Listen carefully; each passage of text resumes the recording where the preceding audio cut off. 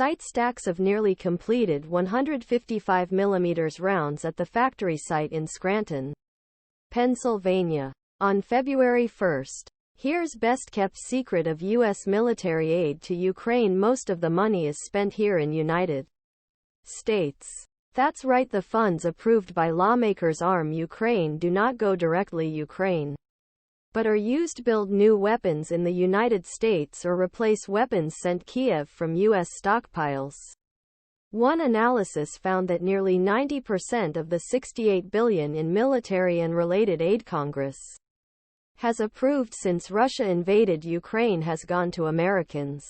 But you wouldn't know it from the actions of some U.S. lawmakers.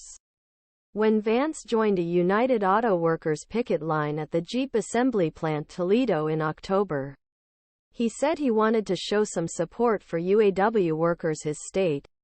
But he did not show the same solidarity with UAW workers in Lima, Ohio, who produced Abrams tanks and Stryker combat vehicles for Ukraine thanks to military aid approved by Congress.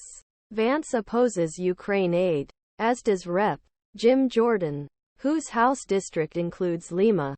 Instead, Vance and Jordan fight to prevent Ukraine from purchasing more Union-made tanks and combat vehicles from America's only tank factory. A total of 31 senators and House members whose states or territories benefited from funding for Ukraine voted to oppose or restrict that aid. These include some of the most prominent anti-Ukraine voices in Congress, such as Republican Sens. Josh Hawley, Tommy Tuberville and Mike Braun, as well as Republican Reps. Matt Gaetz, Bill Posey, Anna Paulina Luna and Lance Gooden. At a time when both major parties are competing win working-class votes and strengthen the U.S. manufacturing base, our military aid to Ukraine is doing just that. It provides a huge influx of cash factories across the country that directly benefits American workers. It also creates jobs and opportunities for local suppliers, stores, restaurants and other businesses that support the factories that produce weapons. Until now, no one had determined exactly where these U.S. military aid funds were going.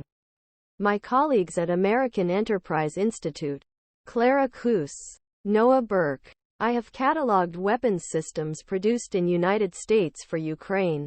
We tracked states' congressional districts where they were produced, watched how senators, members of House of Representatives voted on funding. We analyzed contracts, press releases and spoke with defense industry experts, diplomats, Pentagon officials to determine where U.S. tax dollars are going. We identified 117 production lines in at least 31 states and 71 U.S. cities where American workers produced critical weapons systems for Ukraine. For example, the aid Congress has already approved includes, among many other places, many weapon systems for Ukraine are being made at factories all over our country. This list also does not include suppliers who provide parts such as plastics, computer chips to these contractors, or who produce smaller products.